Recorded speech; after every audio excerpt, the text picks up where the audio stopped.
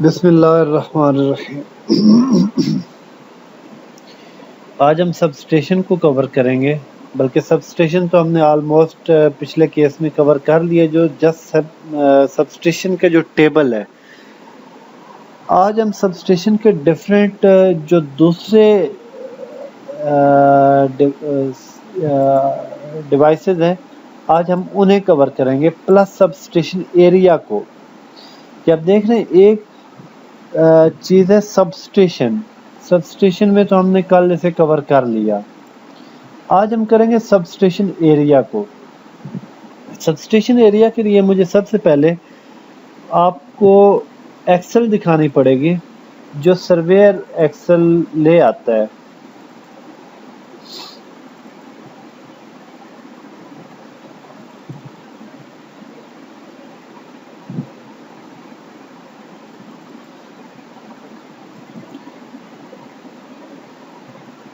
Suppose ये Excel है हमारी, इसमें हम सब स्टेशन का केस देखते हैं कि ये अब कुछ भी हो सकता है। इसके आगे लिखा हुआ है अगेंस्ट में कार का मतलब होता है कॉर्नर। कार एब्रिविएशन है कॉर्नर का। अब इसमें कॉर्नर की 4 वैल्यू दी हुई हैं, एक ये। अब जस्ट कार लिखा हो तो आपको नहीं पता ये सब स्टेशन है या क्या चीज है, लेकिन ये हो क्या सकता है, पॉसिबल क्या है। कार के अगेंस्ट में पॉसिबल है या तो ये सब स्टेशन है, या फिर ये RMU है, या फिर ये EOS है। वो पता कैसे चलेगा? वो हमें पिक्चर में जाके पता चलेगा कि ये क्या चीज है।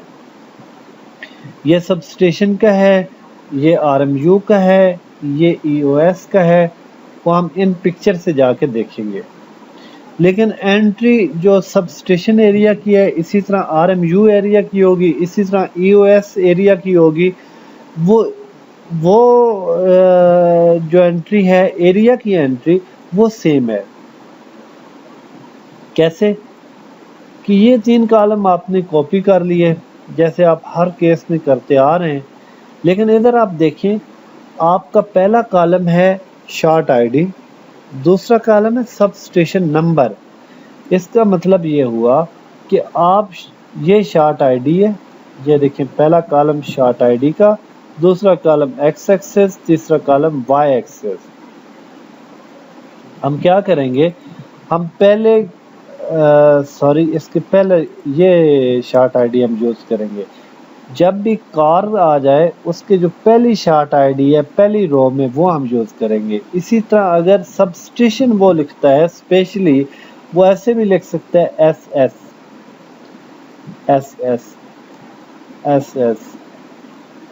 तो ये 4 उसने SS दिए होंगे। इस 4 में जो पहले के अगेंस्ट में शॉर्ट आईडी है, वो आपने कॉपी करनी है।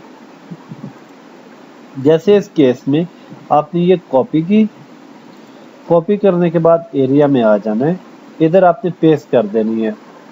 उसके बाद सब स्टेशन नंबर, हम देखेंगे कि हम किस सब स्टेशन पे वर्क कर रहे हैं। सपोज हम इस शॉर्ट आईडी पे वर्क कर रहे थे, और इस शॉर्ट आईडी के अगेंस्ट में जब हमने सब स्टेशन नंबर देखा तो वो ये था।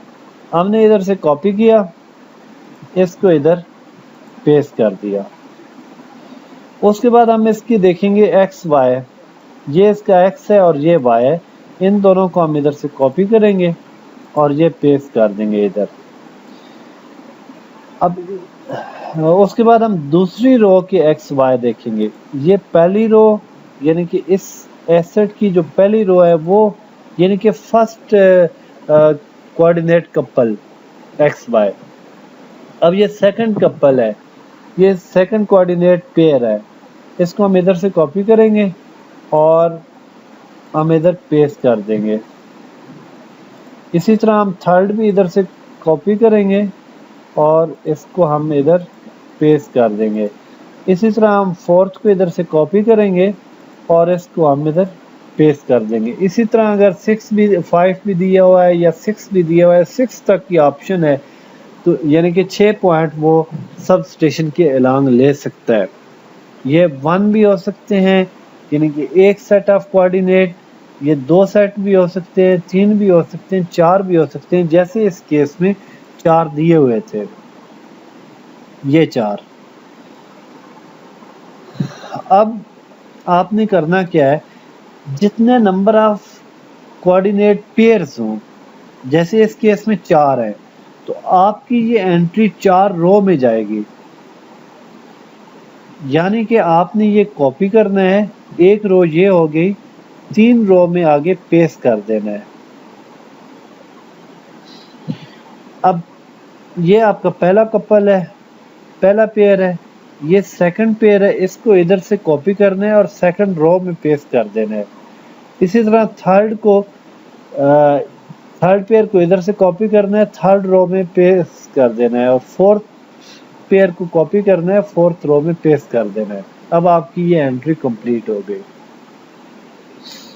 ये मैं कलर से इधर डिफरेंशिएट करने की भी कोशिश की है, जैसे आप देख रहे हैं। ये थी हमारी एरिया की, ये सबस्टेशन एरिया में भी ऐसी एंट्री आप करेंगे, ईओएस एरिया में भी ऐसी एंट्री करेंगे, आरएमयू के एरिया में ऐसी एंट्री करेंगे। अब नेक्स्ट हम आते हैं ट्रांसफार्मर पे। ट्रांसफार्मर में सेम आपने वही चीज़ जैसे ऑलरेडी हर एसेट में आप कर रहे हैं कि शार्ट आईडी, एक्स और वाई, ये तीनों चीज़ें आपने पेस्ट कर देनी है। उसके बाद इसके सब टाइप सीडी में ट्रांसफार्मर लिख देना है। नेक्स्ट अब बात आती है कि ट्रांसफार्मर की टाइप कौन सी है, आया वो ड्राई है या वो क्या नाम है ऑयल बेस्ड है। अब ये पता कैसे चलेगा, ये पता हमें चलेगा ट्रांसफार्मर की नेम प्लेट पे। हम इसकी ट्रांसफार्मर की नेम प्लेट ओपन करेंगे, आपके पास जो पिक्चर आई हुई है वो सारी ऑर्गेनाइज्ड पिक्चर होंगी, यानी कि ये एसेट पड़ा हुआ है, इस एसेट को वो कंप्लीट करेगा, फिर नेक्स्ट, फिर नेक्स्ट, फिर नेक्स्ट। लेकिन मेरे पास जो ये इस ट्यूटोरियल की पिक्चर्स है, ये हमने रीनेम की हैं और ये आप लोगों ने भी करनी है, लेकिन फिर वक्त मैं आप लोगों पे ये बर्डन नहीं डाल रहा। मैं किसी भी ट्रांसफार्मर की नेम प्लेट खोलता हूँ, ये देखिए मैं ट्रांसफार्मर की पिक्चर ओपन की, मैं इसकी जब दोनों पिक्चर देखता हूँ तो इस पर मुझे ये जितनी भी पिक्चर इसकी आएंगी, ट्रांसफार्मर में कोई मुझे प्लेट नहीं नज़र आ रही। जब भी कोई प्लेट ना नज़र आए, इसका मतलब ये है, और सर्वेयर भी ये मेंशन करेगा कि इस एसेट के ऊपर मुझे प्लेट नज़र नहीं आई। अगर सर्वेयर को प्लेट नज़र नहीं आई, सर्वेयर ने ढूंढी है, तो फिर आपने सिंपल एक काम करना है कि जिस जिस जगह पे प्लेट की इंफॉर्मेशन आनी है उस जगह पे आपने एनपी कर देना है। ये आप देख रहे हैं, ये एनपी हो गया।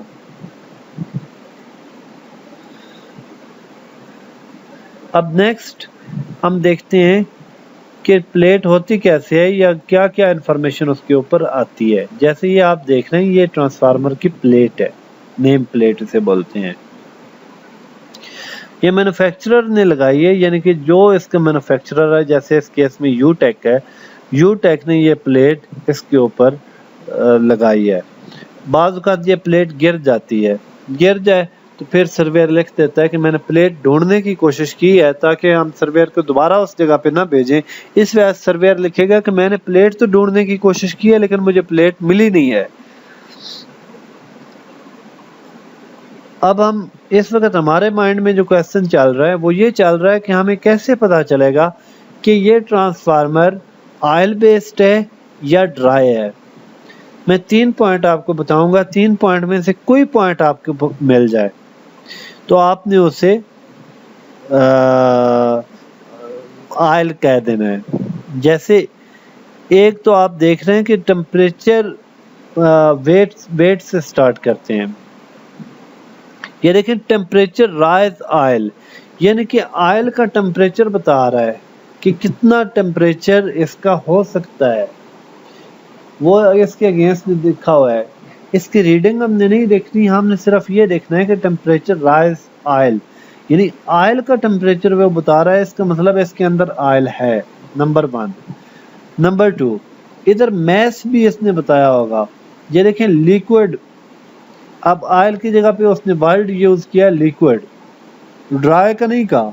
अगर ड्राई का करता तो फिर हम ड्राई कहते इसे, उसने लिक्विड किया है, यानी कि ये इसका दूसरा हिंट हो गया कि ये हमारा ऑयल है बेस। तीसरी ऑप्शन ये कूलिंग टाइप ओनान, जहां पे कूलिंग टाइप ओनान आ जाए उसका मतलब है कि आपका ट्रांसफार्मर ऑयल बेस्ड है। चौथी टाइप ये देख लें कि liquid oil, insulation type liquid oil, ये आपका जो ट्रांसफार्मर है ऑयल बेस्ड है। मैं एक और एग्जांपल आपको दिखा देता हूं। इस केस में आप देख लें कूलिंग टाइप ओनान नंबर 1 आ गया।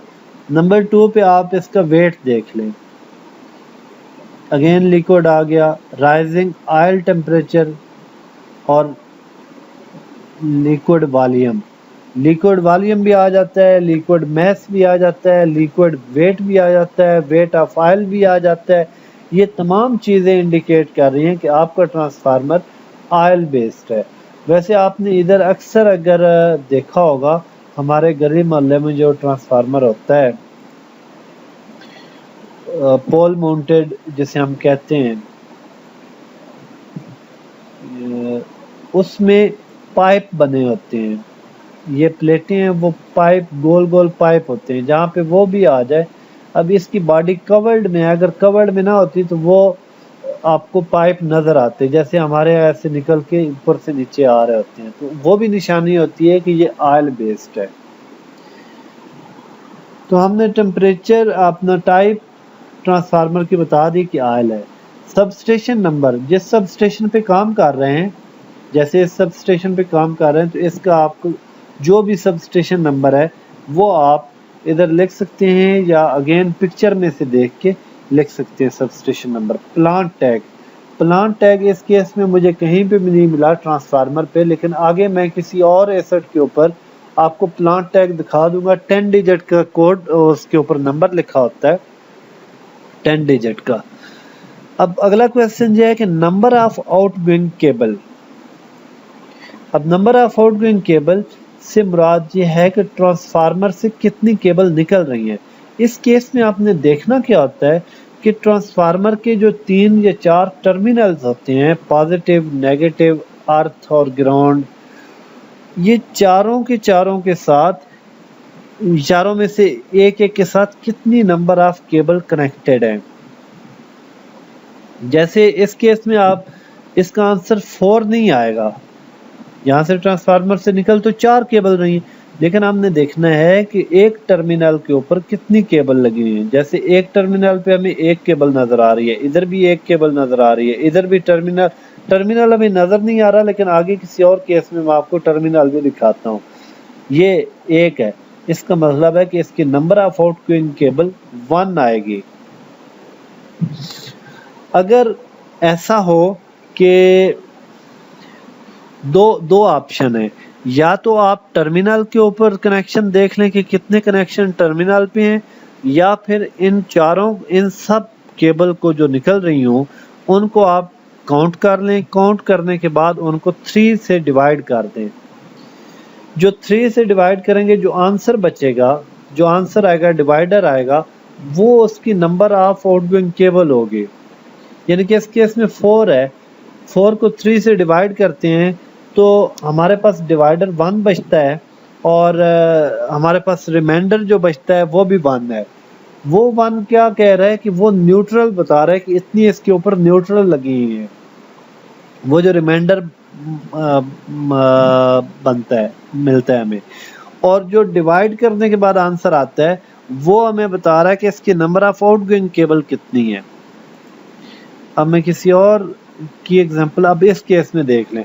इस केस में हम देखते हैं जब भी ऐसा ट्रांसफार्मर आ जाए, उस केस में हमें पता नहीं है कि ट्रांसफार्मर की जो आउटगोइंग केबल है वो किस साइड से जा रही है। ये अमूमन यूनिट सबस्टेशन या पैकेज सबस्टेशन के ऊपर जो ट्रांसफार्मर लगे हैं उनके हम नहीं बता सकते कि आउटगोइंग केबल किस साइड से किस जा रही है और कितनी जा रही है, क्योंकि ये ट्रांसफार्मर के तकरीबन सेंटर में से केबल निकलती है और वो अंडरग्राउंड हो जाती है, इस वजह से वो हमारे एक्सेस में नहीं है। जब भी ऐसा केस आ जाए तो हमने उसकी जगह पे लिखना होता है NAC, N capital, A capital और C स्मॉल। नेक्स्ट मैं और एग्जांपल आपको दिखाता हूं। इस केस में आप देख लें, अब ये आउटगोइंग केबल 1 आ रही है, इसमें हम 1 लिखेंगे। इसके टर्मिनल हम नहीं देख सकते क्योंकि इसके ऊपर बॉडी आ रही है, इस केस में हम टर्मिनल नहीं देख सकते और ये मोटी केबल एक है, इस वजह से इसकी अब इसमें से 2 मोटी केबल निकल रही हैं, इसका मतलब यह है कि इसकी आउटगोइंग केबल 2 है, इसके ऊपर भी बॉडी लगी हुई है। मैं जस्ट आपको दिखाना वो चीज़ चाहता हूँ। अब इस केस में इसका NAC आएगा क्योंकि ये यूनिट सबस्टेशन या पैकेज सबस्टेशन का ट्रांसफार्मर होगा। ये देख लें, इसके केस में भी आपको number of outgoing cable NAC आएंगी। कहाँ पे है नंबर ऑफ आउटगोइंग केबल, ये देखें NAC। अब नेक्स्ट कोई और ट्रांसफार्मर देखते हैं। इस केस में आप देख लें, ये भी नंबर ऑफ आउटगोइंग केबल 1 आ रही है, इसकी बॉडी जो है वो कवर्ड है, हमें टर्मिनल नहीं नजर आ रहे। नेक्स्ट में आपको ये चीज मैं दिखाना चाह रहा था, ये देखिए इसके ऊपर वो जो बॉडी कवर है वो उतरा हुआ है, इस वजह से हम इसके टर्मिनल देख सकते हैं। अब इस केस में देखें 2, 2, 4, 5 और 2, 6, 5 और 2, 7 केबल निकल रही हैं इस ट्रांसफार्मर से, लेकिन इसका आंसर 7 नहीं होगा। इसका आंसर 7 को करें 3 से डिवाइड तो 2 इसका आंसर आएगा, और जो 1 रिमाइंडर बचा हुआ है वो आपका न्यूट्रल केबल है। यानी कि इस केस में हमारी नंबर ऑफ आउटगोइंग केबल कितनी आ रही है? 2। एक ये केबल है और एक ये केबल है। तो ये था नंबर ऑफ आउटगोइंग केबल की इंफॉर्मेशन। नेक्स्ट इंफॉर्मेशन ये प्लेट की इंफॉर्मेशन है। यहां तक हम प्लेट के बगैर चल सकते हैं। किसी हद तक हम जो ट्रांसफार्मर की टाइप ऑफ ट्रांसफार्मर है वो भी बता सकते हैं विदाउट प्लेट। लेकिन इससे आगे जो इंफॉर्मेशन है मैन्युफैक्चरर से आगे, वो हमारी प्योर प्लेट की इंफॉर्मेशन है। अब हम एक एक ट्रांसफार्मर की प्लेट पे जाते हैं। मैं आपको उसके मैन्युफैक्चरर दिखा देता हूँ। जैसे इस केस में ये लिखा हुआ है, बेसिकली ये विस्कोसा है, वहा electric supply company of Saudi Arabia. इसका स्टैंडर्ड आपको वो मिल जाएगा जो लिस्ट ऑफ मैन्युफैक्चरर है। तो इधर से देख के आपको करने की ज़रूरत नहीं है, जस्ट एक या तो कोड डिज़ाइन कर लें अपने लिए कि ये कंपनी आ जाए तो मैंने ये लिखना है, या उधर से कॉपी करें और ये पेस्ट कर दें ना इसकी जगह पे। नेक्स्ट क्वेश्चन है ईयर ऑफ मैन्युफैक्चरिंग। ये भी मैं किसी भी ट्रांसफार्मर की प्लेट के ऊपर जाता हूँ तो ये देखें, अब इस केस में इसका अगेन वहा इलेक्ट्रिक, ये देखें विस्कोसा उसने लिखा हुआ है, विस्कोसा। ईयर ऑफ मैन्युफैक्चरिंग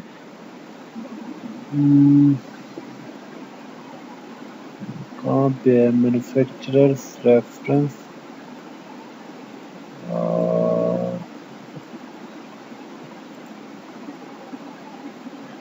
टाइप, ये ईयर ऑफ मैन्युफैक्चरर है 2007। ये आपने 2007 लिख दिया। उसके बाद नेक्स्ट इंफॉर्मेशन है ट्रांसफार्मर का सीरियल नंबर। ये अगेन मुझे उसी प्लेट के ऊपर मैं आपको ले जाता हूँ। ये देखें सीरियल नंबर, ये ट्रांसफार्मर का सीरियल नंबर आ गया। नेक्स्ट क्वेश्चन है ट्रांसफार्मर की कैपेसिटी। इसमें ऊपर देखें रेटेड KVA लिखा हुआ है। इसका मतलब है कि आपने इस केस में जहाँ पे रेटेड KVA या KVA लिखा हो वो आपने लिखना है। ये देखें KVA, तो आपने 500 इधर लिख दिया रेटेड KVA में यहाँ पे। अब नेक्स्ट क्वेश्चन है, ये आप वैसे पहले भी कर चुके हैं पीछे सबस्टेशन के केस में, कि नॉमिनल वोल्टेज। नॉमिनल वोल्टेज क्या होती है? Primary voltage slash secondary voltage. बाज़ औक़ात प्राइमरी वोल्टेज एक से ज़्यादा दी होती हैं, यानी कि 13,800 और 11,000, ये दोनों प्राइमरी वोल्टेज उन्होंने दी होती हैं, हायर वोल्टेज। इन दोनों को हम लिखेंगे 13,800 स्लैश 11,000। अगर दोनों दिए हैं या दो से ज़्यादा दिए हैं तब भी, अगर एक दी हुई है तो हम जस्ट एक लिखेंगे। फिर स्लैश लोअर वोल्टेज में या सेकेंडरी वोल्टेज में अगर एक दो जितनी भी वैल्यू दी है उसको उसके अकॉर्डिंगली हम लिख लेंगे। जैसे अगर एक वैल्यू दी है तो हम 400 सपोज उसने दी थी, या 231 दी थी, हमने वो लिख दी। लेकिन इस केस में देखें कि उसने दोनों लोअर वोल्टेज दी हुई है, यानी कि ये ट्रांसफार्मर दो लोअर वोल्टेज पे ऑपरेट होता है, 133 पे भी होता है और 231 पे भी होता है। तो हम ये दोनों उसी तरतीब से देंगे, higher value slash lower value. लेकिन ये सेकेंडरी वोल्टेज है और ये प्राइमरी वोल्टेज है, ये हायर वोल्टेज है, ये लोअर वोल्टेज है। अब ये दोनों आप देख लें, इधर अगर आपने लिख दिया तो इसी में से जो हायर वोल्टेज है या प्राइमरी वोल्टेज है वो इधर कॉपी कर दें, पेस्ट कर दें, और इसी में से आप लोअर वोल्टेज जो है वो इधर पेस्ट कर दें। नेक्स्ट क्वेश्चन है ट्रांसफार्मर का मैस। मैस में आपने टोटल मैस ऑफ ट्रांसफार्मर लिखना है। जैसे आपको मैंने पहले दिखाया कि mass of oil, mass of body of transformer, and अगर और भी कुछ चीज़ उसने दी है, यानी कि ये कोर का, कॉइल का, डिफरेंट मैस। लेकिन हमने क्या लिखना है? टोटल मैस जहाँ पे लिखा हुआ है। अब इस केस में टोटल मैस है 2250 kg। हम यूनिट, एक बात आप ध्यान में रखें कि हम जितनी भी ये एक्सेल फिल करेंगे किसी भी जगह पे हम यूनिट नहीं लिखेंगे। जहाँ पे आप वेट देंगे अंडरस्टूड है कि ये केजी में दिया जाएगा, जहाँ पे आप वोल्टेज देंगे अंडरस्टूड है कि ये वोल्ट में दिया जाएगा। अगर किसी जगह पे उसने वोल्ट को केवी में रिप्रेजेंट किया हुआ है, यानी कि किलो वोल्ट में दिया हुआ है, तो आप किलो वोल्ट नहीं लिखेंगे, आप वोल्टेज देंगे। सपोज मैं एग्जांपल देता हूं कि अगर किसी जगह पे 13.8 kV लिखा हुआ है, इसका मतलब ये हरगिज़ नहीं है कि आप 13.8 करेंगे। आपने किलो को मल्टीप्लाई करना है अपनी वैल्यू के साथ, यानी 13.8 को किलो से मल्टीप्लाई करेंगे। मतलब ये है कि 13.8 को हम 1000 से मल्टीप्लाई करेंगे, जो आंसर आएगा वो हम लिखेंगे। यानी कि आंसर आपका आएगा 13,800। ये आपका ट्रांसफार्मर क्लियर हो गया। नेक्स्ट क्वेश्चन है, नेक्स्ट टेबल है LVDB। अब LVDB में ये चीज़ तो आप वैसे की वैसे ही कॉपी पेस्ट करेंगे जैसे आप हर एसेट में करते आ रहे हैं, शार्ट ID XY। उसके बाद सब टाइप CD। पीछे आपने देखा कि अभी तक जितने आपने केसेस किए हैं सिवाय पोल के, बाकी मीटर में भी मतलब एक ही वैल्यू आ रही थी, और ट्रांसफार्मर में एक वैल्यू आ रही है, सबस्टेशन में एक वैल्यू आ रही है, लेकिन इसमें दो वैल्यू आएंगी। एक वैल्यू आएगी LVDB और एक वैल्यू आएगी MCCB। अब होता क्या है, आपका एक पोल माउंटेड सबस्टेशन है और एक आपका ये दूसरा सबस्टेशन है, जो यूनिट पैकेज, जो यूनिट है या पैकेज सबस्टेशन है, उसके ऊपर हमें अमूमन LVD पैनल दिया होता है। पैनल होता है, ये संदूक टाइप होता है, थोड़ा सा बड़ा होता है और चौड़ा भी होता है, चौड़ाई में भी ज़्यादा, मोटाई में भी ज़्यादा, ऊंचाई में भी ज़्यादा। जबकि पैनल जो होता है ये बॉक्स की शक्ल में होता है, ये चौड़ाई में भी कम होता है, मोटाई में भी कम होता है, ऊंचाई में भी कम होता है। अमूमन ये हमेशा होता है ग्राउंड पे पड़ा हुआ, क्योंकि ये इसका वेट भी बहुत होता है और इसको संभालना भी बहुत मुश्किल होता है। जबकि ये अमूमन होता है आपका पोल के ऊपर लगा हुआ, यानी कि पोल माउंटेड सब स्टेशन पे या स्ट्रीट लाइट पे या आपके वो जो प्लेटफॉर्म सब स्टेशन है उसके ऊपर आपको हमेशा एलवीडी बॉक्स नजर आएगा। और जबकि दूसरे unit sub station, package sub station, room sub station में आपको एलवीडी पैनल नजर आएगा। पैनल और बॉक्स में कोई डिफरेंस नहीं है, फंक्शन दोनों का एक है, जस्ट उनका फिजिकल अपीयरेंस की वजह से हमने एक को बॉक्स कह दिया और एक को पैनल कह दिया, फिजिकल अपीयरेंस और उनके वॉल्यूम वेट की वजह से। अब जो तो है पैनल, वो हमेशा आपका एलवीडी बी कहलाएगा। इधर इस कॉलम में आप उधर एलवीडी बी लिखेंगे हमेशा। पीछे रहा जो एलवीडी बॉक्स है, बॉक्स की दो टाइप हो सकती हैं, एक या तो वो एमसीसी बी होगा या फिर वो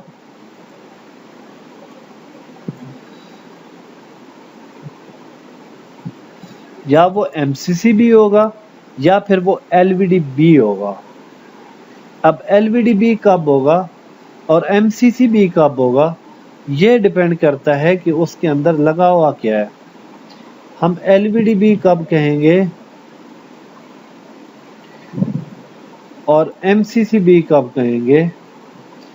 एमसीसी बी उसे कहेंगे जिसके अंदर ब्रेकर आपको नजर आएंगे। जिस भी एलवीडी बॉक्स में आपको ब्रेकर नजर आएंगे तो आप उसे एमसीसी बी कहेंगे। और जिस भी बॉक्स के अंदर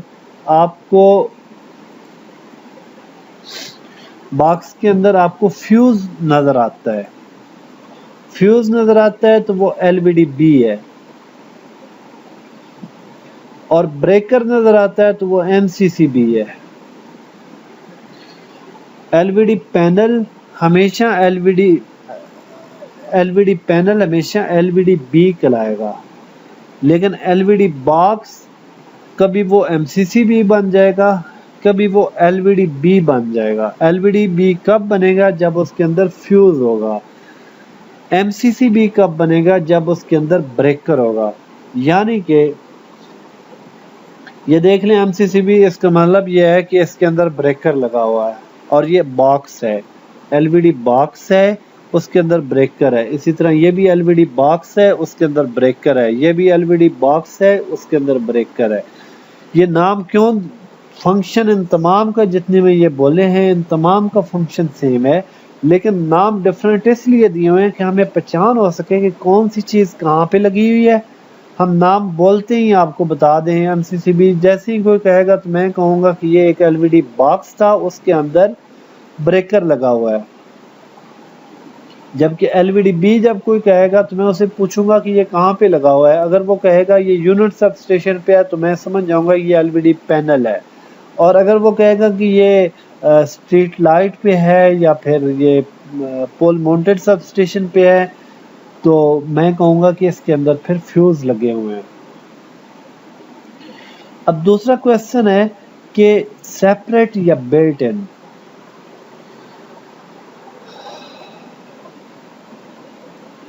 अब बाज़ औक़ात ये चीज ऐसे आती है कि ये आपका एलवीडी बॉक्स है और यहाँ पे आपका ट्रांसफार्मर है।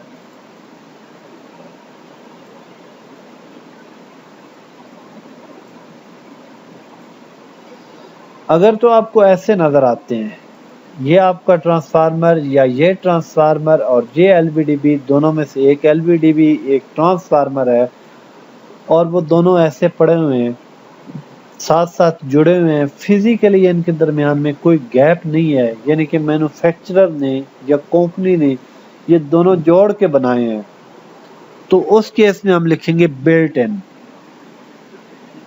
अगर ये है कि आपका एलवीडी बॉक्स इधर पड़ा हुआ है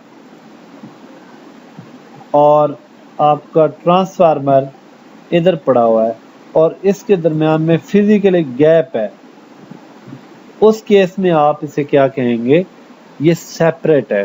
फिर ये बिल्ट इन नहीं रहेगा, सेपरेट बन जाएगा। ये आपको मैंने इस कॉलम के क्वेश्चन बता दिए कि अगर फिजिकली उनके दरमियान में गैप है तो वो सेपरेट है, अगर फिजिकली उनके दरमियान में गैप नहीं है, ट्रांसफार्मर और एलवीडीबी के दरमियान में गैप नहीं है, तो वो बिल्ट इन है। नेक्स्ट क्वेश्चन है सब स्टेशन नंबर। आपको पता है कि मैं जिस सब स्टेशन पे काम कर रहा हूँ उसका नंबर क्या है, वही नंबर आपका ट्रांसफार्मर में आ जाएगा, वही नंबर आपका एलवीडीबी में चलेगा, वही नंबर आपका स्विच गियर में चलेगा। उसके बाद प्लांट टैग। प्लांट टैग हर डिवाइस का अलग अलग होता है, लेकिन ये जितनी एंट्रीज मैंने की हैं इनमें मुझे कहीं पे प्लांट टैग नहीं नजर आया। फिर क्वेश्चन है मैक्सिमम डिमांड इंडिकेटर। एलवीडीबी में एक क्वेश्चन है मैक्सिमम डिमांड इंडिकेटर। आपको मैं एक चीज दिखाता हूं, आप जैसे ही एलवीडीबी खोलते हैं बॉक्स आपके सामने यानी कि ओपन बॉक्स पिक्चर देखते हैं। एलवीडीबी को खोल के जो अंदर से पिक्चर दिखाता है उसमें अगर आपको किसी छोटी सी एक स्क्रीन नजर आ रही है लाइक कैलकुलेटर, एक एलसीडी नजर आ रही है। अब ये ओपन बॉक्स पिक्चर है, इसमें मैं देखता हूं तो ये एक मुझे एलसीडी नजर आ रही है। जब भी ये एलसीडी नजर आ रही हो तो इसका मतलब है कि इसका मैक्सिमम डिमांड इंडिकेटर ये डिवाइस दे सकती है। जब भी ऐसी एलसीडी नजर आए उस केस में मैक्सिमम डिमांड इंडिकेटर उसकी आंसर यस होता है। अब नेक्स्ट क्वेश्चन इसका ये पूछ रहा है कि आपकी प्रोटेक्शन टाइप कौन सी है, फ्यूज है या ब्रेकर है। दो क्वेश्चन हो सकते हैं, या तो फ्यूज या ब्रेकर। इस क्वेश्चन के दो आंसर हो सकते हैं, दोनों में से कोई एक आपने लिखना है। पता कैसे चलेगा, जिसके ऊपर बटन है वो आपका फ्यूज है, जिसके ऊपर बटन नहीं है। अब ये एलवीडी पैनल है, ये देखें साइज में काफी बड़ा है और ये पीछे भी काफी पीछे तक भी है, ये पूरा संदूक टाइप बना होता है।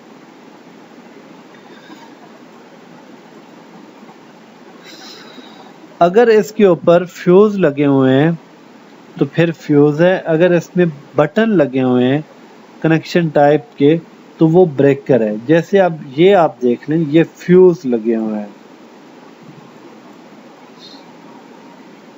ये बटन से ऑन ऑफ नहीं हो रहा, ये फ्यूज की बेस पे ऑन ऑफ हो रहा है।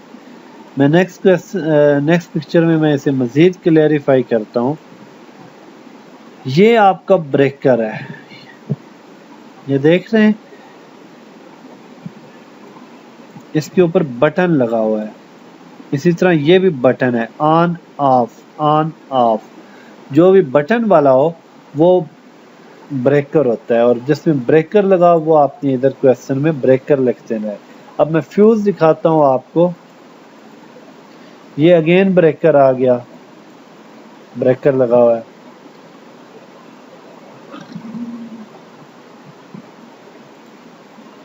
मैं आपको फ्यूज दिखाता हूं, ये भी ब्रेकर है, ये फ्यूज आएंगे इसमें। ये देखें जिसके ऊपर ऐसी वाइट कलर की या डिफरेंट कलर भी हो सकता है, इसमें बटन का देखें कोई रोल नहीं है, ऑन ऑफ का कोई ऑप्शन नहीं है। ये फ्यूज है, जिसमें ये फ्यूज लगे हों उसमें आपने फ्यूज लिख देना है, जिसमें ब्रेकर लगे हों उसमें आपने ब्रेकर लिख देना है। नेक्स्ट 3 क्वेश्चन मैं इधर आपको बताता हूँ। Total number of circuit, number of breaker और fuses available, total number of use circuit.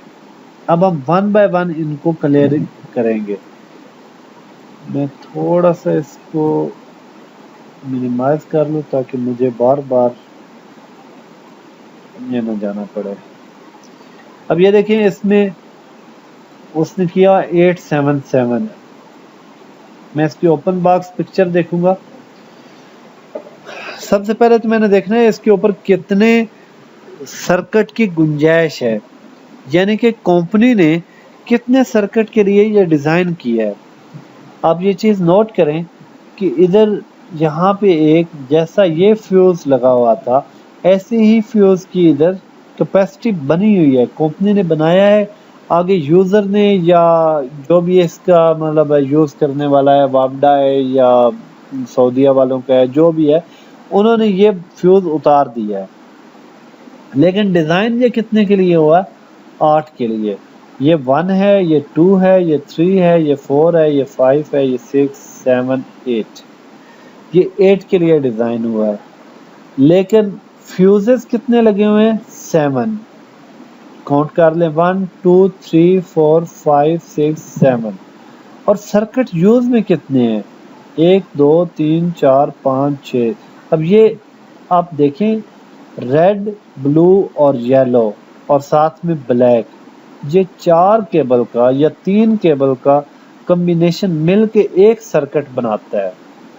तो इस केस में 7 सर्किट हैं जो यूज में है। इसका आंसर क्या होगा? Total number of circuit 8, number of breaker available 7, number of circuit used 7।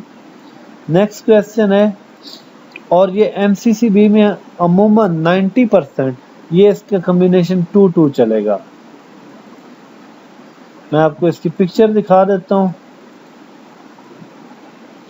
Main breaker के बाद, ये मेन ब्रेकर है, इसके बाद जैसे ही आपका करंट अंदर एंटर हो रहा है, वहां पे आपने देखने कितने ब्रेकर पड़े हुए हैं। मेन ब्रेकर के बाद आपने जैसे ही अंदर एंटर होना है, वहां पे देखने आगे कितने ब्रेकर हैं। जैसे इस केस में मुझे 2 नजर आ रहे हैं। 2 के लिए ये डिजाइन हुआ है। आपको ये नजर आ रहा है पिक्चर में से कि ये 2 के लिए डिजाइन हुआ है। ब्रेकर कितने लगे हैं? 2। सर्किट यूज में कितने हैं? 2। एक सर्किट ये आ रहा है, एक सर्किट ये आ रहा है।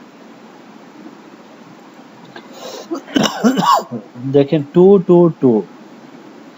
अब नेक्स्ट मैं आपको दिखाता हूं।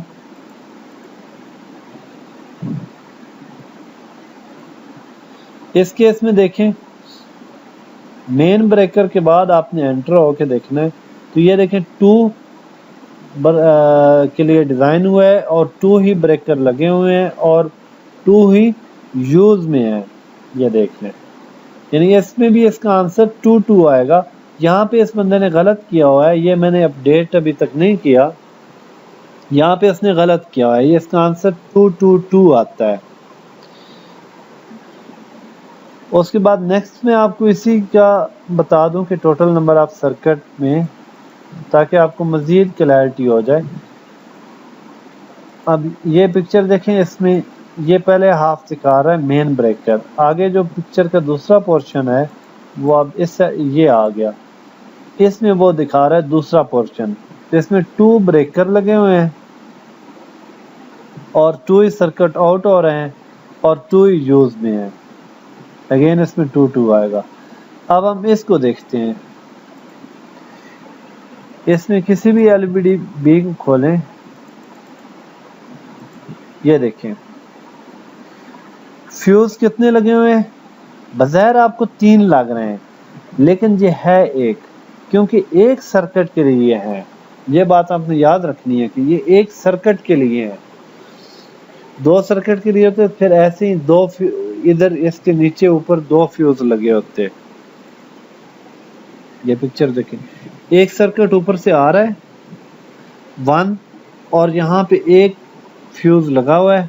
इन तीनों को मिला के मैं एक कंसीडर करूंगा। एक फ्यूज लगा हुआ है और एक ही सर्किट आउट हो रहा है।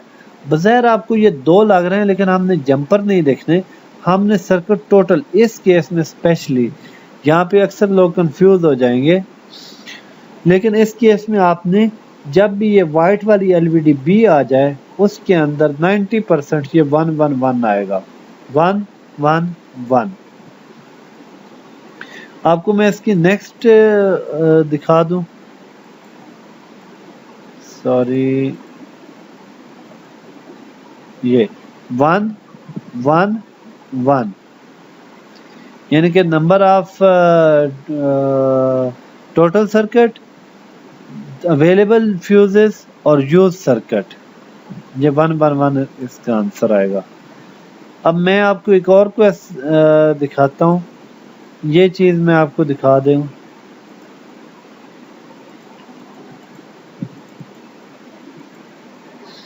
ये देखें, ये कंपनी ने कितने के लिए डिजाइन किया है?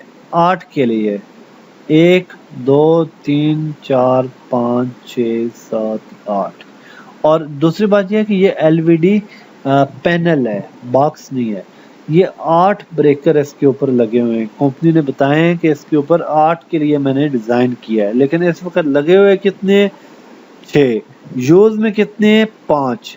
यानी कि आपने 8 6 5 करना है। यहाँ पे देख लें 8 6 5। उसके बाद मैं आपको एक ये केस भी बता दूं।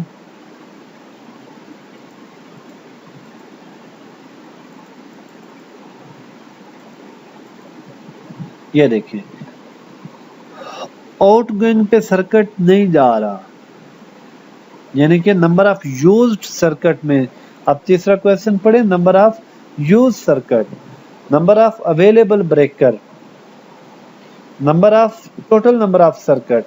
टोटल नंबर में इस क्वेश्चन में टोटल नंबर ऑफ सर्किट कितनी है? 1। नंबर ऑफ अवेलेबल ब्रेकर या fuse 1। Number of use circuit 0, क्योंकि यहाँ पे कोई सर्किट यूज में नहीं है। नेक्स्ट मैं आपको और भी एक केस दिखा देता हूं। इसका आंसर 1 1 1 आएगा, लेकिन इस केस में टोटल नंबर ऑफ सर्किट कितने हैं? 1। नंबर ऑफ अवेलेबल ब्रेकर या फ्यूजेस, इस केस में हमें कोई ब्रेकर कोई फ्यूज नहीं नजर आ रहा, हम 0 करेंगे। नंबर ऑफ यूज सर्किट में अगेन 0 आएगा, यानी कि कॉम्बिनेशन हमारा 1 0 0 आएगा। मैं लास्ट वाला एग्जांपल अगेन दिखा दूं। ये चीज अब आपको समझ तो आ गई होगी, लेकिन मैं अगेन दिखा दूं। कंपनी ने डिजाइन कितने के लिए किया? 8 के लिए। लगे हुए कितने? 5। यूज में कितने? 1 2 3 4 5, यानी 8 5 5 इसका आंसर आएगा। उसके बाद अगली इंफॉर्मेशन आपको प्लेट से मिलेगी। अब मैं किसी की भी प्लेट खोल लूं, क्योंकि आपने तो जस्ट एग्जाम्पल देखनी है। ये प्लेट आ गई। इस प्लेट के ऊपर जो इंफॉर्मेशन दिखी है हम उसको डिस्कस करें। ये इसका मैन्युफैक्चरर है, तो आपने मैन्युफैक्चरर लिस्ट से इधर पेस्ट करना है। यहाँ पे ईयर ऑफ मैन्युफैक्चरिंग और सीरियल नंबर मैं आपको यहाँ पे दिखा दूं। डिफरेंट किस्म के सीरियल नंबर दिए हुए हैं, लेकिन जो मैन्युफैक्चरर का सीरियल नंबर है वो आपने लिखना है। ये देखें, सेक्ट आइटम नंबर, ये भी आपने नहीं लिखना। यहाँ पे ये देखें सेक्ट पीओ नंबर, ये भी नहीं लिखना। लेकिन ये देखें मैन्युफैक्चरर सीरियल नंबर, ये तो जो मैन्युफैक्चरर सीरियल नंबर है वो आपने यूज करना है। जो भी इधर वैल्यू दी हुई है वो आपने इधर सीरियल नंबर के अगेंस्ट में लिख देनी है। आगे क्वेश्चन है करंट रेटिंग। इसमें आपने बस बार की करंट रेटिंग देखनी है। मेन बस बार की जो करंट रेटिंग है इनकमिंग की वो देखनी है 1600। उसके बाद क्वेश्चन है वोल्टेज ऑफ इक्विपमेंट।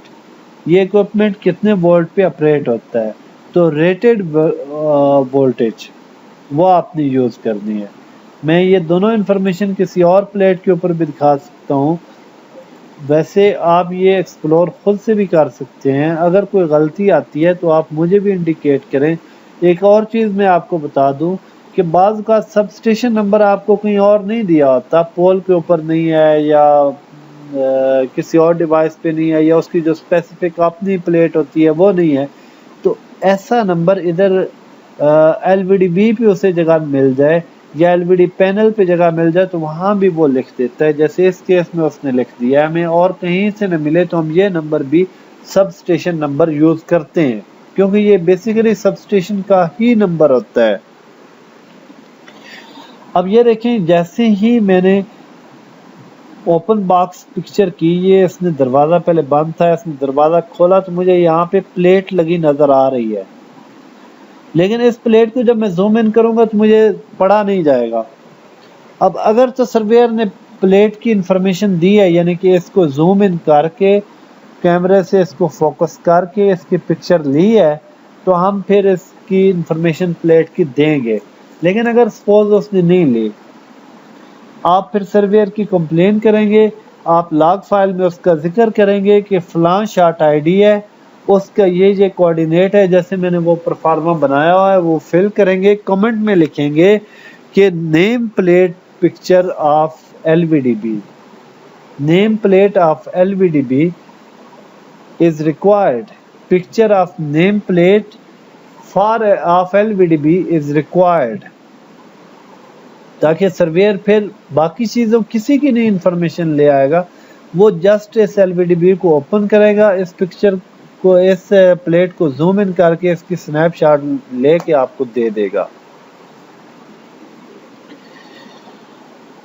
तो मैं आपको इसकी प्लेट वैसे दिखाने वाला था।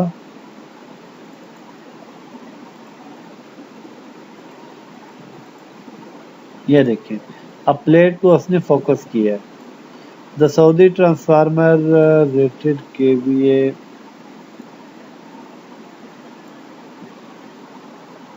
रेटेड वोल्टेज मैंने आपको बताया कि ये करंट वोल्टेज ऑफ इक्विपमेंट में आपने रेटेड वोल्टेज डालनी है जो भी दी हुई हो। उसके बाद आपने रेटेड करंट ऑफ बस बार डालना है, इनकमिंग बस बार। उसके बाद आपने लास्ट में जो चीज़ करनी है वो फ्यूज़ या ब्रेकर की जो साइज़ है, ब्रेकर या फ्यूज़ का साइज़, अगर फ्यूज़ सर्किट में दिया हुआ है तो उसका साइज़, अगर ब्रेकर दिया हुआ है उसका साइज़। अब इस केस में मैं अब जैसे देख रहा हूँ इधर फ्यूज़ लगा हुआ है लेकिन उसने फ्यूज़ का रेट नहीं दिया,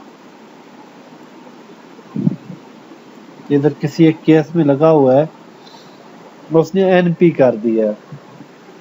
अगर फ्यूज़ लगा हुआ है तो आपने उसकी इंफॉर्मेशन फ्यूज़ से लिख के, जैसे मैंने ऊपर दिखाया तो उसके ऊपर 400 एम्पियर लिखा होता है, अमूमन कम ज़्यादा भी वैल्यू हो सकती है क्योंकि फ्यूज़ डिफरेंट एम्पियर के होते हैं, लेकिन जनरली 400 एम्पियर लिखा जाता है। अब मैं इधर किसी भी केस में आपको दिखा देता हूँ कि फ्यूज़ या ब्रेकर की इंफॉर्मेशन, ये जो मेन ब्रेकर होता है, अगर ब्रेकर की बात करते हैं तो हम ये छोटे ब्रेकर की नहीं करेंगे, इसका एक मेन ब्रेकर होता है, उसको फोकस करके उसने पिक्चर ली होगी। जैसे आप ये देखें तो ब्रेकर के साइज कितना है, 400 एम्पियर, तो आपने ये 400 वैल्यू इधर लिख देनी है। नेक्स्ट जो हमारा एसेट है वो स्विच गियर है। जैसे मैंने पीछे आपको सबस्टेशन एरिया में बताया हुआ है कि स्विच गियर, एलवीडीबी और ट्रांसफार्मर ये तीनों मिल के एक सबस्टेशन बनाते हैं, लेकिन ज़रूरी नहीं है कि हर सबस्टेशन पे ये तीनों चीज़ें ही मौजूद हों, किसी पे 2 हो सकती हैं, किसी पे 1 भी हो सकती है। तो जो चीज़ हमारी मौजूद है हम उसकी एंट्री करेंगे, जो चीज़ मौजूद नहीं है, सपोज एक सबस्टेशन ऐसा आता है जिसके ऊपर स्विच गियर नहीं लगा हुआ तो आप उसकी एंट्री नहीं करेंगे, या एक सबस्टेशन ऐसा आता है जिसपे 2 स्विच गियर लगे हैं तो आप उसकी डबल एंट्री करेंगे, या ऐसा सबस्टेशन आता है जिसपे एलवीडीबी नहीं लगी तो आप उस एलवीडीबी की एंट्री नहीं करेंगे। अगर 2 लगी हैं या 3 लगी हैं तो हम उसी हिसाब से उतनी एंट्री उसकी करेंगे। ये जो 3 पहले कॉलम है ये तो आपने उसी तरह कॉपी पेस्ट, ये आप देखना कि जब तक आपका ये शॉर्ट आईडी ख़त्म नहीं होगा, यानी कि ये शॉर्ट आईडी, इसकी इंफॉर्मेशन आप पहले सबस्टेशन में देंगे, फिर अगर तो वो पोल माउंटेड या स्ट्रीट लाइट नहीं है, यानी कि पैकेज है या यूनिट है या रूम सबस्टेशन है, तो फिर इधर भी उसकी इंफॉर्मेशन आएगी सबस्टेशन एरिया में। लेकिन अगर पीएमएस है यानी पोल माउंटेड सबस्टेशन है, उस केस में आपने सबस्टेशन एरिया की इंफॉर्मेशन नहीं देनी। नेक्स्ट क्वेश्चन फिर ट्रांसफार्मर में आपने अगेन ये चीज़ें इधर कॉपी पेस्ट कर देनी और ये फिल अप करना है। फिर आपने LVDB में अगेन वही जो 3 कोऑर्डिनेट उधर से कॉपी किए हैं वो पेस्ट करने हैं और इसको फिल अप करना है। फिर अगेन आपने स्विच गियर में वही 3 कोऑर्डिनेट कॉपी करने हैं और इधर पेस्ट कर देने हैं इन 3 में। तो बाकी आगे इसमें क्या क्या करना है, सब टाइप CD में आपने स्विच गियर करना है। स्विच गियर की टाइप कौन सी है, यानी कि इनडोर है या आउटडोर है, तो वो आपने इधर मेंशन कर देनी है। सबस्टेशन नंबर इधर आपने मेंशन कर देना है। प्लांट टैग, अब प्लांट टैग इधर आ गया है तो मैं आपको दिखा देता हूँ कि प्लांट टैग क्या होता है। ये आप देखें, ये पिक्चर उसने ओवरव्यू 1 की पिक्चर ली है। ये देख रहे हैं, उसने नंबर भी जब दिया है तो उसने ओवरव्यू 1 के हिसाब से दिया हुआ है। तो जब मैं इसको जूम इन करता हूं तो मुझे नजर आता है ये प्लेट, ऐसी प्लेट जहां पे भी आपको नजर आए जिस भी एसेट पे, वो होती है प्लांट टैग। इस प्लेट को हम कहते हैं प्लांट टैग। ये ब्रॉस कलर की प्लेट होती है और इसके ऊपर 10 डिजिट का कोड लिखा होता है। अगर ऐसा है जैसा इस केस में कि मैंने जूम इन किया तो मुझसे ये पढ़ा नहीं गया, प्लेट लगी हुई है लेकिन सर्वेयर ने इस प्लेट को फोकस नहीं किया, यानी कि उसने इसकी पिक्चर नहीं बनाई। अगर उसने पिक्चर नहीं बनाई तो आपने सर्वेयर को कहना है कि प्लांट टैग मिस्ड है, यानी कि प्लांट टैग लगा हुआ है लेकिन आपने पिक्चर मिस की हुई है। लेकिन इस केस में जब मैं नेक्स्ट पिक्चर करूंगा तो आप देखिएगा कि ये प्लांट टैग पढ़ा जाएगा। जैसे अभी देख लें, ये अब रीडेबल हो गया है क्योंकि उसने करीब से जाके पिक्चर इसकी बना ली है। इस वजह से हम ये प्लांट टैग की जो वैल्यू होगी वो इधर लिख देंगे। अगर दी हुई है तो हम लिख देंगे, अगर प्लांट टैग ऊपर लगा ही नहीं है तो हम NA कर देंगे। अगर प्लांट टैग लगा है लेकिन पढ़ा नहीं जाता हम NR कर देंगे। और अगर हमें लग रहा है कि सर्वेयर ने इसे जूम इन नहीं किया तो हम फिर सर्वेयर की कंप्लेन करके ये पिक्चर दोबारा भी मंगा सकते हैं। अच्छा, इससे नेक्स्ट इंफॉर्मेशन जो है वो हमें मिलेगी प्लेट पे, नेम प्लेट पे। अगर नेम प्लेट नहीं लगी डिवाइस की तो हम उसे NP कर देंगे, लेकिन नेम प्लेट लगी है तो हम उसके एंट्री हम इधर करेंगे। जैसे अब मैं इस ये देखें, ये पीछे था, इसका ये डोर ओपन है। अब क्या करेगा कि ये डोर खोलेगा, ओपन बॉक्स पिक्चर आपको दिखाएगा। ओपन बॉक्स पिक्चर ये नजर आ रही है। अब इसमें मुझे ये नजर आ रहा है ये वाली प्लेट, लेकिन अब मैं जूम इन करूंगा तो ये पढ़ी नहीं जाएगी। अब अगर ऐसा केस है कि सर्वेयर ने इसे जूम इन करके नहीं आपको खींच के दी तो आप इस सर्वेयर की वो करेंगे, कंप्लेन करेंगे। लेकिन इधर प्लेट है ही नहीं, यानी आपको नजर आ रहा है कि यहाँ पे प्लेट होनी चाहिए थी और आपको उसके स्क्रू नजर आ रहे हैं लेकिन प्लेट नहीं नजर आ रही है। इसका मतलब है कि वहां पे प्लेट है नहीं। और सर्वेयर भी आपको बताएगा कि मैंने प्लेट ढूंढने की कोशिश की है, मुझे प्लेट मिली नहीं। वो NP या नो प्लेट का कोड आपको दे देगा। नो प्लेट इसी चीज को वो कह रहा होता है कि प्लेट वहां से गिर चुकी है। अब मैं नेक्स्ट अगर करता हूं तो ये इस प्लेट को फोकस करेगा। इसमें से क्या क्या इंफॉर्मेशन निकलेगी, मैन्युफैक्चरर आएगा, सीरियल नंबर आएगा, उसके बाद ईयर ऑफ मैन्युफैक्चरिंग आएगा, इंसुलेशन टाइप SF6 गैस। मैं आपको ये इधर दिखाता हूँ कि कहाँ कहाँ पे आपने फिल करने हैं। ये देखें, मैन्युफैक्चरर आपने इधर लिख दिया, मैन्युफैक्चरर ईयर इधर लिख दिया। उसके बाद इंसुलेशन टाइप, जैसे मैंने अभी आपको बताया, SF6 गैस, और स्विच गियर का सीरियल नंबर जो मैंने अभी आपको सीरियल नंबर ऊपर बताया। अब एक क्वेश्चन इधर रह गया कि प्रोटेक्शन टाइप कौन सी है। ये भी प्लेट के ऊपर भी मिल जाती है और वैसे भी आपको पता चल जाता है। मैं दोनों तरीके आपको बता देता हूँ। प्लेट के ऊपर अगर आप देखें तो ये एक कॉलम बना हुआ है, टेबल सा। इस टेबल में देखें ये फ्यूज स्विच है और ये रिंग स्विच है।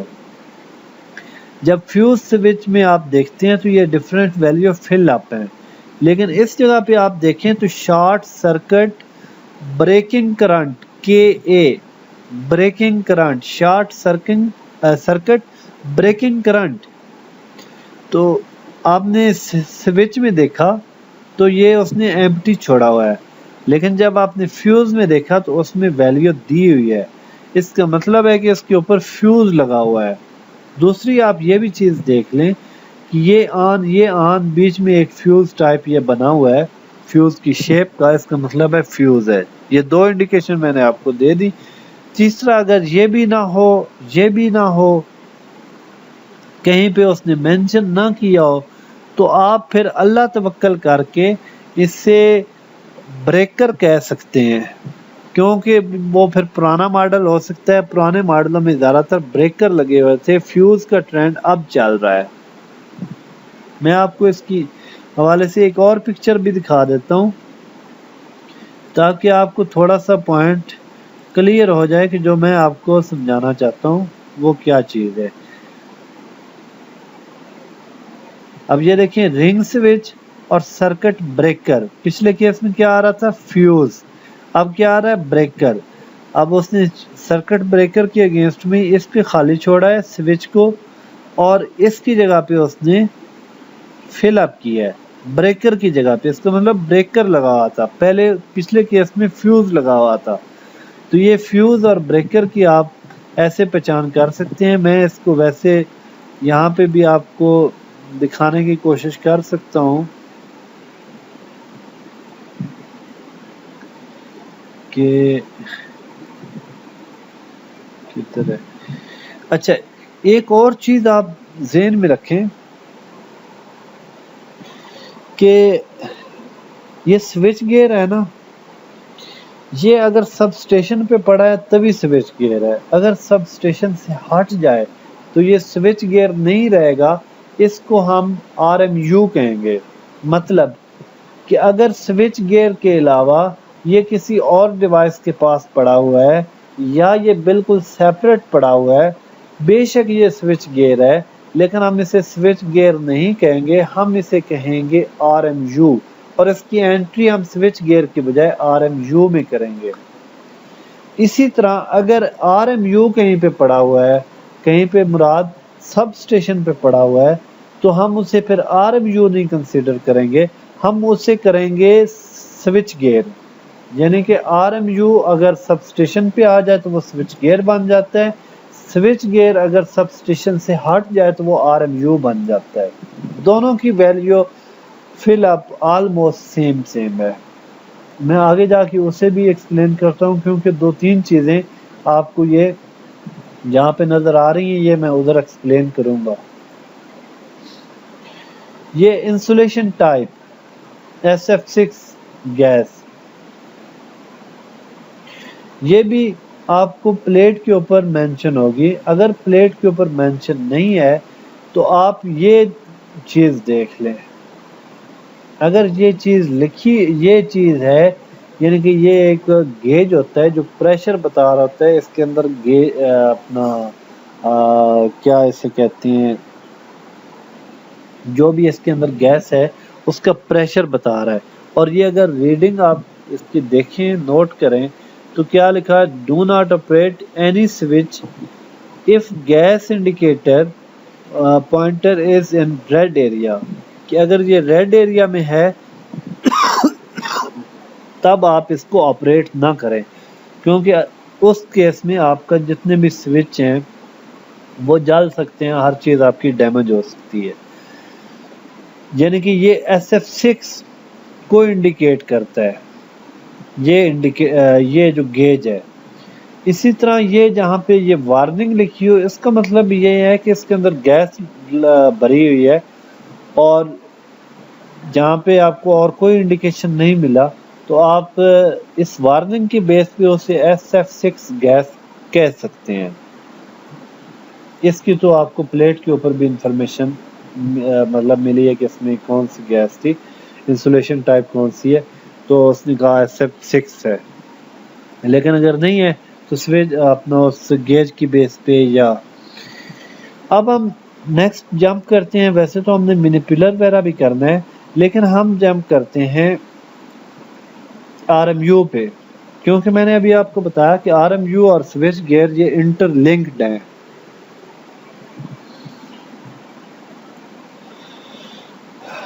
ये तीनों चीजें आपने उसी तरह कॉपी पेस्ट करनी है जैसे हर केस में आप कर रहे हैं। सब टाइप सीडी में आरएमयू, प्लांट टैग दिया हुआ है तो लिख दें, नहीं दिया हुआ तो एनआर कर दें। आरएमयू का नंबर जैसे सबस्टेशन का नंबर होता है इसी तरह आरएमयू का नंबर होगा।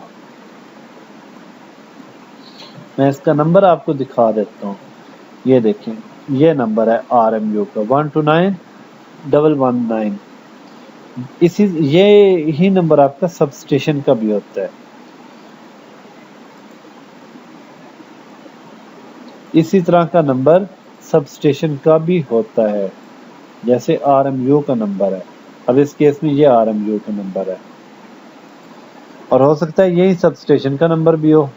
बहरहाल आरएमयू नंबर आ गया। अब आ गया क्वेश्चन फॉल्ट इंडिकेटर, जिसका आंसर यस या नो। अब यस कब कहेंगे, नो कब कहेंगे, मैं आपको बताता हूँ। पिक्चर खोल के आपको दिखाता हूँ। आप देखें इस साइड पे ये जो आरएमयू ये पड़ा हुआ है, इसकी लेफ्ट साइड पे आप ये डिवाइस एक छोटी सी देख रहे हैं जो आरएमयू से बाहर है या स्विच गियर से बाहर है। ये इसकी शेप है।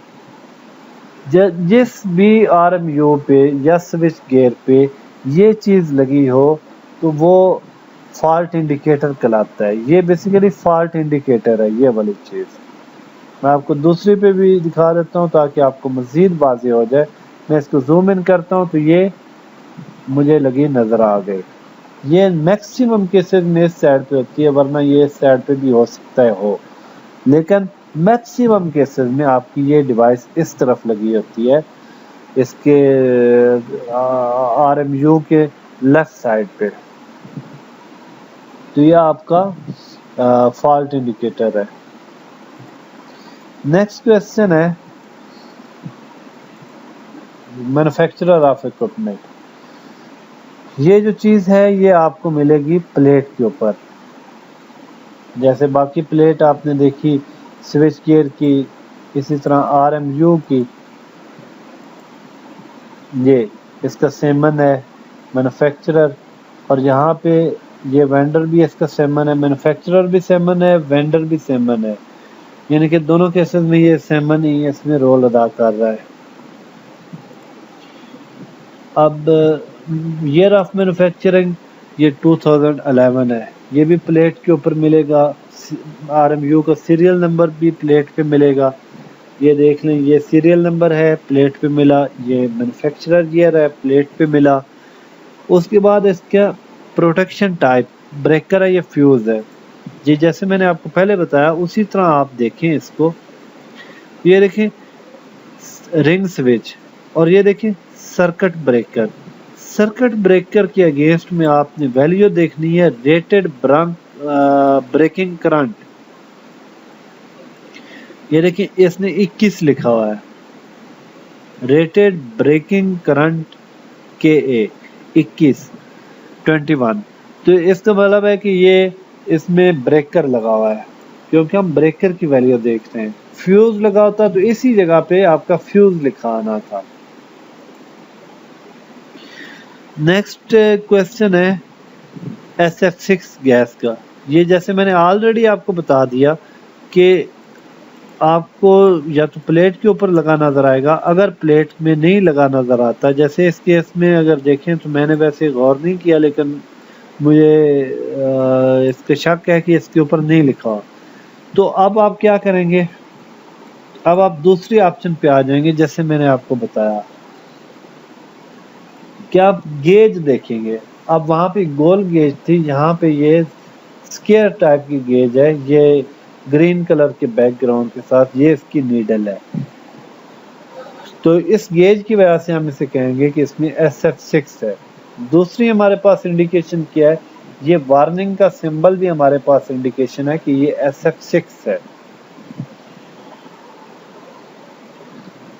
अब आगे इंफॉर्मेशन है डायरेक्शन की। जैसे मैंने सबस्टेशन एरिया में डायरेक्शन समझाई थी, स्विच गियर की प्लेट्स की इंफॉर्मेशन आप लिखते थे। इसी तरह RMU में भी वही सेम प्रोसीजर होगा। कैसे? अब ये RMU है, इसको जब वो ओपन करता है, ओपन बॉक्स पिक्चर लेता है। ओपन बॉक्स वैसे इस केस में इसने ली नहीं हुई बल्कि ली हुई है। ये देखें, ये आपको प्लेट नजर आ रही है। ये बाज़ का इसके ऊपर बाहर भी होती हैं, बाज़ का अंदर भी होती हैं, जैसे इस केस में अंदर दी है। 1 2 3 4, ये लेफ्ट साइड से आपने शुरू करना है और राइट की तरफ जाना है। ये पहली प्लेट है, ये दूसरी, ये तीसरी, ये चौथी, यानी कि ये डायरेक्शन 1 है, ये डायरेक्शन 2 है, ये डायरेक्शन 3 है, ये डायरेक्शन 4 है। लेकिन गौर करें तो डायरेक्शन 1 2 में आपको प्लेट तो लगी नजर आई है, लेकिन प्लेट के ऊपर इंफॉर्मेशन नहीं है। इस वजह से हमने से क्या किया, डायरेक्शन 1 2 को NA कर दिया। जबकि डायरेक्शन 3 और डायरेक्शन 4 के ऊपर हमें वैल्यू नजर आई, तो हमने जैसे जैसे वैल्यू नजर आई उस पिक्चर को मैं नेक्स्ट करूंगा तो वो जूम इन करके मुझे बताएगा कि ये इसकी वैल्यू है, ये इसकी वैल्यू है, वो हम इधर लिख देंगे। इसी तरह ये इसकी भी फिलअप करना। अब RMU के एरिया की हम कैसे फिलिंग करेंगे, ये जैसे मैंने आपको सबस्टेशन का केस समझाया था वैसे ही इसकी सेम फिलिंग करेंगे। ये कलर से भी आपको पता चल जाएगा। इस फाइल को कभी कभी ओपन करके इसे भी अंडरस्टैंड करने की कोशिश किया करें। फिर भी नहीं समझ आती तो आप मुझसे बिला झिझक पूछ सकते हैं किसी भी वक्त। लेकिन मैं आपको एक चीज जो समझाना चाह रहा हूँ, जिसकी बेस पे मतलब है जो आपकी क्यूरी बनेगी या फिर जो आपकी लॉग फाइल बनेगी, यानी कि जहां जहां सर्वेयर गड़बड़ करता है वो उसकी एग्जांपल ये है। अब ये RMU अगर आप देखें तो ये चारों तरफ से इसको एक्सेस है। मीन टू से इस पिलर के साथ खड़े होकर भी कोऑर्डिनेट लिए जा सकते हैं, इसके साथ भी लिए जा सकते हैं, इसकी बैक साइड पे यहाँ भी लिए जा सकते हैं, यहाँ भी लिए जा सकते हैं। किसी साइड से कोई रुकावट नहीं है। बाज़ का होता है पीछे मकान आ जाता है या कमरा आ जाता है या कोई ऐसी चीज आती है कि सर्वेयर के लिए उधर जाना पॉसिबल नहीं है। वो फिर क्या करता है, इन्हीं 2 पॉइंट के कोऑर्डिनेट ले लेता है, फ्रंट वाले जो उसके लिए एक्सेस में है या उसके लिए फिजिबल है वो उनके ले लेता है, बाकी को छोड़ देता है। तो उस सूरत में तो हम सर्वेयर को दोबारा उधर नहीं कहेंगे क्योंकि जाने का फायदा नहीं है। लेकिन इस सूरत में सर्वेयर को चारों कोऑर्डिनेट लेने चाहिए। अगर नहीं लिए हुए आपने उसकी लॉग फाइल बनानी है, हम सर्वेयर के कान खींचेंगे और उसको कहेंगे कि दोबारा ले आओ वहां से कोऑर्डिनेट। जैसा कि उसने क्या किया था, सर्वेयर ने जस्ट एक कोऑर्डिनेट पेयर दे के अपनी जान छुड़ा ली, जबकि इसके चारों बनते हैं। हमने फिर लिखा कि इसकी एक लॉग फाइल बनाएं और हमें चारों फाइल इसकी चारों कार्नर की हमें कोऑर्डिनेट प्रोवाइड करें। तो हमने फिर इसकी कंप्लेन करनी है। जैसे वो अपना क्यूरी में आप लिखते हैं उसी तरह आप ये पिक्चर भी डालेंगे और इसकी मतलब शार्ट आईडी भी डालेंगे और आप मसला ये बताएंगे कि इसने एक पेयर कोऑर्डिनेट के एक पेयर लिया है, जबकि बाकी 3 पेयर मुझे वो भी चाहिए, उनके कोऑर्डिनेट भी चाहिए। वो फिर इंशाल्लाह ले आएगा। अब इससे नेक्स्ट ये हमारा यहाँ तक आपका sub station through out complete हो जाता है। नेक्स्ट जो हमारा चीज़ें रहती हैं वो मिनिपुलर रहती है और EOS रहता है, एक्सटेंसिबल रहता है और स्विच मैंने किसी हद तक करा दिया हुआ है और MCCB, ये मैं चीज़ें आपको बाद में कराऊंगा।